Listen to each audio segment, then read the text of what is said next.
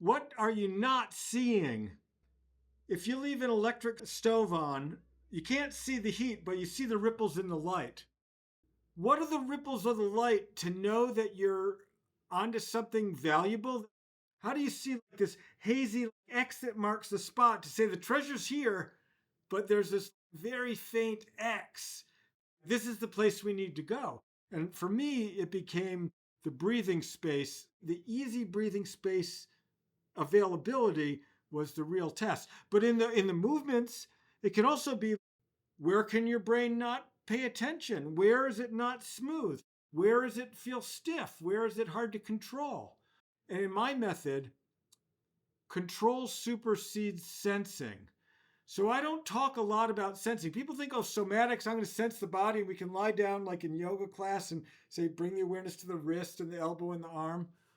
But I'm saying, where is your brain so confused? It's like, what? This is crazy. I never even thought of this. That's the real treasure. The best way to learn how to teach this more advanced view is for you to realize that whenever you're practicing, you're teaching it to yourself.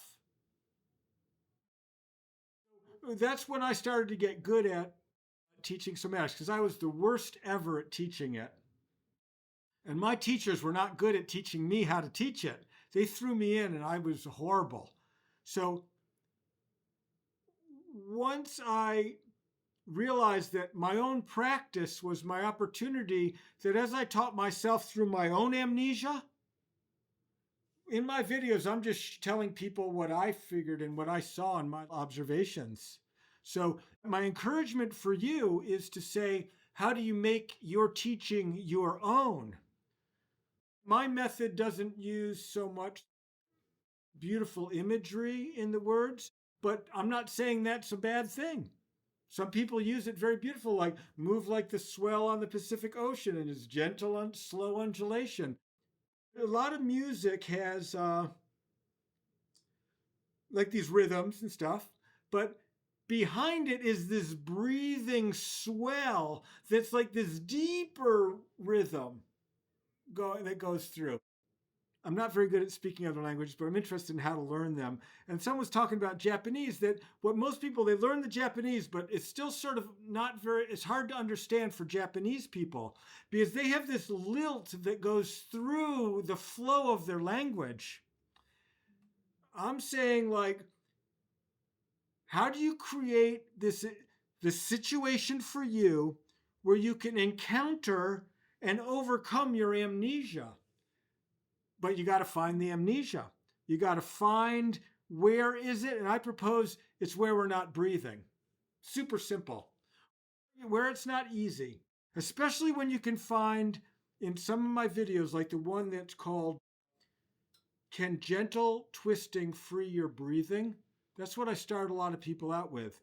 That has a good assessment where I take you through it. And once you see it, you can assess any part of the body.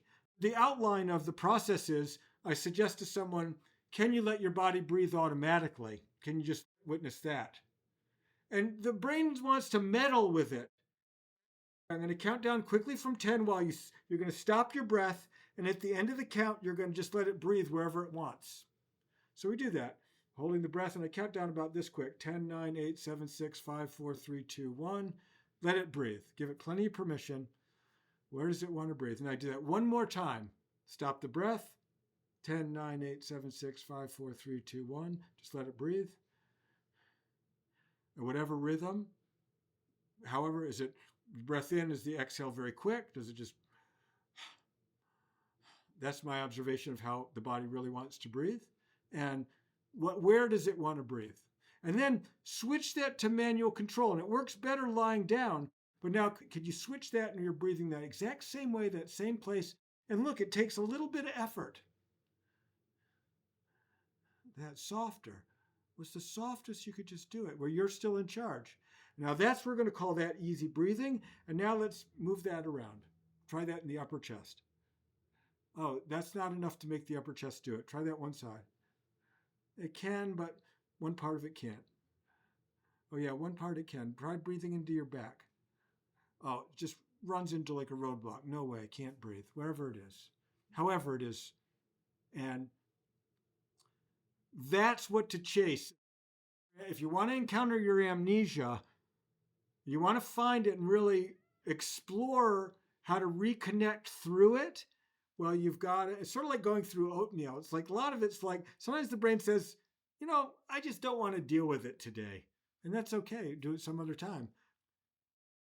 Let's get to the really good stuff. That's the real amnesia.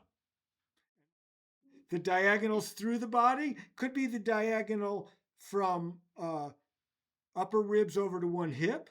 Could be the diagonal from upper ribs to lower ribs on the other side. Could be a scroll like it's curling you in, like rolling in that way, to like a scroll. Could be a scroll the other way in the back.